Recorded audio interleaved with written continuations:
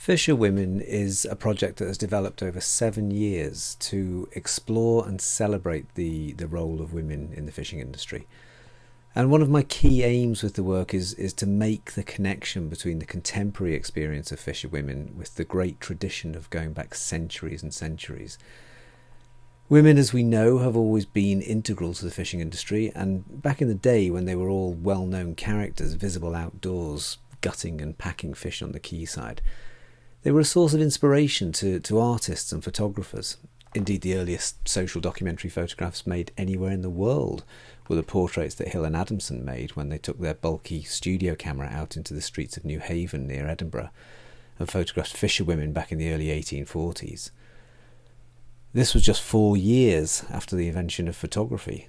And then later on, at the end of the century, artists such as the great American modernist Winslow Homer made wonderful paintings of fisherwomen in colour coats near Newcastle, and John McGee painted fishergirls in Fife. And so they were recognised and celebrated, and the stories of the herring girls are well known as the travelling band of female-only workers that are really a unique phenomenon in the history of British working life. And so knowing this history and being aware of the representation of fishing over the last 100 years or so, I was aware that it had focused almost uniquely on fishermen, with photographs and paintings of the heroic trawlermen at sea. And I wanted to put that right. And so in 2013 I started knocking on doors and making portraits of women working in processing factories and smokehouses in Aberdeenshire. Then as the work progressed and knowing that it was the connection to the past that I wanted to celebrate, I began to visit former herring girls, now mostly in their 80s and 90s, of course, and I would interview them and record their stories and make portraits on this big old 1950s wooden plate camera.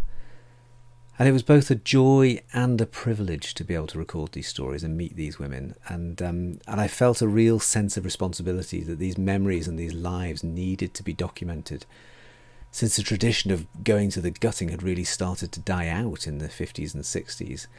And these were the last of that generation.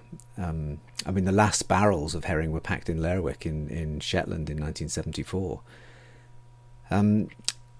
But I was determined that the project was not a nostalgic look at the industry, and so throughout I continued to make the portraits of contemporary fisherwomen.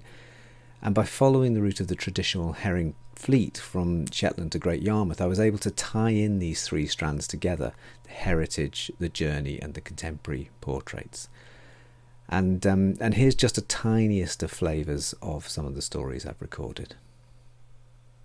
I worked with my cousin, and we did all the gutting of the fish, tied up with fingers, and the lorry that fetched us came and picked us up, took us home at night when that was finished. And we enjoyed that. We didn't.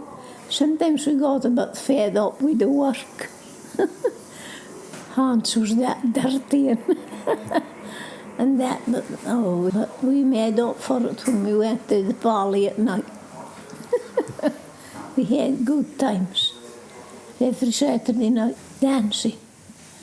I've always had this life. I've always worked with fish. Definitely fishing there's a lot more history, a lot more, I say respect amongst everybody, but I don't know, it's just a part of who I am, and I've never looked at any other way because it's who I am. And you get a lot of people, even now, that they don't like the smell of fish. If you go anywhere near them, it's like, ugh.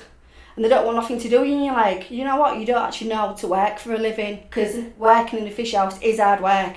People don't realise that. It is, anybody who works in a fish house or has done, you'll know, because they've got back problems, knee problems, hand problems, there's all sorts. But there was nothing ever wasted in a fish house, nothing. Even like the bones and all that lot, it all went to, I think it went to Spain. Nothing was ever wasted in a fish house, nothing. Anybody who works with fish, especially the women, they are hard workers, but they're friendly, they're helpful, they'll sing, they'll laugh and joke about everything, but if you cross them, woe betide you.